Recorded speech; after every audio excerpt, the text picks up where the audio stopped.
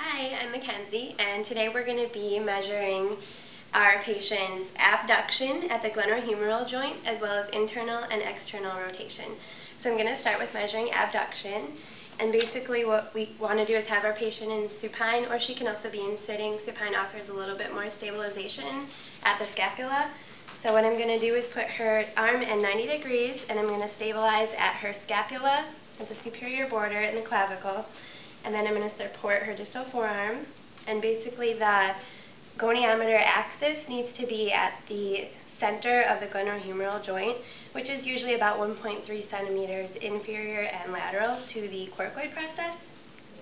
So the axis goes there. Our stationary arm is going to be parallel to the sternum, and our movable arm is going to be parallel to the longitudinal axis of her humerus. So basically what we want to do is, while stabilizing the clavicle and the scapula, is passively move her glenohumeral joint into abduction. And the normal value for this is about 120, and it is a firm or hard end feel.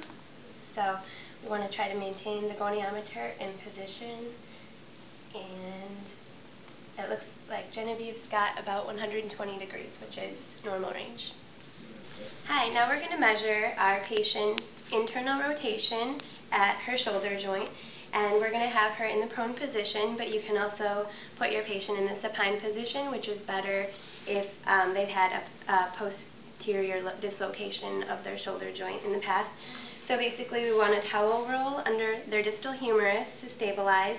And we can also stabilize at the clavicle and the scapula if we want additional stabilization. So basically, they're going to move far enough off the plinth so that their arm hangs just off at the joint with a little bit of movement here. We want the axis of the goniometer to be at the olecranon process of the elbow joint, and we want the stationary arm to be perpendicular to the floor. And then we're going to grasp her forearm, and the movable arm is going to be in line with the longitudinal axis of the ulna, pointing toward the ulnar styloid process. So basically we're going to move our joint here into internal rotation at the shoulder joint, like I was saying, and the end limit for this measurement is normally about 70 degrees, and it looks as though our patient has just about 68 degrees of shoulder joint internal rotation, and the end feel is normally firm for this. Now we're going to be measuring our patient's shoulder joint external rotation, which the optimal position for this is usually in the supine position, but this is contraindicated if they have had a prior history of anterior dislocation at the shoulder joint. So you can also do this measurement in the sitting position, but this provides good stabilization of the scapular joint against the plinth here. So basically we're going to want to have her arm abducted to 90 degrees and just off the edge of the plinth, and we're going to want a towel roll at the distal humerus for stabilization. And similar to the internal rotation measurements, you're going to want her palm facing her body here. The axis for the goniometer placement is going to be the olecranon process of her ulna, and the stationary arm is going to be perpendicular to the floor again, and the movable arm again is going to be parallel to the longitudinal axis of her ulna and pointing to the ulnar styloid process. So basically, if you want to further stabilize, you can place your other hand here at the scapula and clavicle, and you're going to move her into external rotation. And basically, the end feel for this movement should be firm again, and the normal range is usually about 90 degrees, and it looks like that's exactly what our patient has tonight. Okay, so now we're going to be manually muscle testing different muscles, and we're going to be doing muscles that medially rotate the glenohumeral joint as well as laterally rotate it. So we're going to start by manually muscle testing the infraspinatus, and then we're going to do the teres minor, and then we're going to do teres major with subscapularis.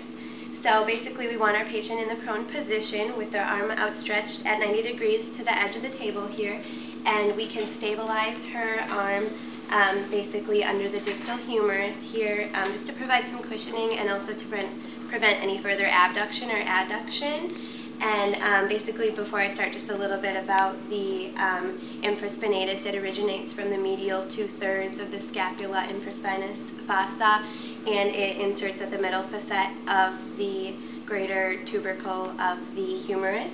And basically, its actions are mainly to stabilize the shoulder joint in the capsule, and also it's a lateral rotator. So basically, we want to put her into lateral rotation. And I'm going to basically just apply pressure at her distal radial ulnar joint in the direction of medial or internal rotation. And I'm going to just apply some gradual pressure here. Don't let me move you. And I'm going to say that's a 5 out of 5. Okay, now we're going to be manually muscle testing teres minor. And basically, the muscle originates from the upper 2/3 of the distal lateral part of the scapula, and it inserts at the lowest facet of the greater tubercle of the humerus. And this muscle, again, is just going to be a lateral rotator, just like infraspinatus, and it also stabilizes the joint in the joint cavity. So we're going to want to stabilize our patient in a little bit of shoulder adduction, 90 degrees flexion at the elbow, and stabilize at the distal humerus right here. And we're basically going to want to push her into internal or medial rotation and have her resist us into external rotation. So don't let me move you. Okay, and it's a 5 out of 5. Manually muscle testing the shoulder medial rotators, or the internal rotators, which are teres major and subscapularis. Teres major is going to originate from the inferior and lateral border of the scapula and insert on the lesser tubercle of the humerus. And the subscapularis muscle is going to originate from the subscapular fossa of the scapula and insert on the lesser tubercle of the humerus as well. And they're both medial rotators of the humerus, and teres major additionally adducts and extends the humerus. So basically, for this test, we want to have our patient with their arm resting on their posterior iliac crest in a little bit of adduction and internal rotation. And so basically, if you need to apply additional stabilization, you can stabilize their contralateral scapula, but for the most part, the trunk, weight of the trunk will provide sufficient stabilization against the plinth. So basically, what you need to do is just apply pressure against the distal humerus over the elbow joint in the direction of flexion and abduction. And we're just going to apply a little bit of pressure here. And it looks like she's a 5 out of 5 for subscapularis and teres major. We're going to do a length test for the shoulder internal and external rotators at the glenohumeral joint. Basically, we want to have our patient in the supine position, and we can stabilize at their scapula here. And basically, we just want to try to externally rotate her arm here in 90 degrees of elbow flexion, and it should be about 90 degrees.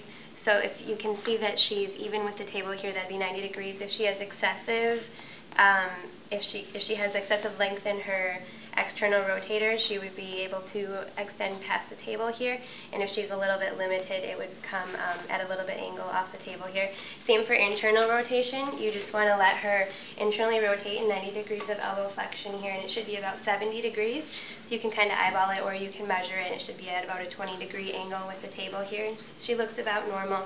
Again, if she had excessive length, it would come down to the table or even past the table, and if it was limited, it would come about 90 degrees, or a little bit less than 70. Another way we can assess length of the internal and external rotators is to have her sit up. So can you sit up with your back to me?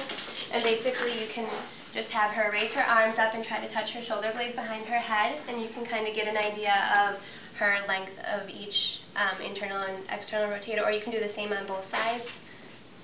You can do the same thing there, or you can put your left arm into external rotation too, like this, to get an idea of the, here, try to touch your shoulder blades like this. There you go. To get an idea of the symmetrical length of each muscle on each side of her body, and the same thing with internal rotation.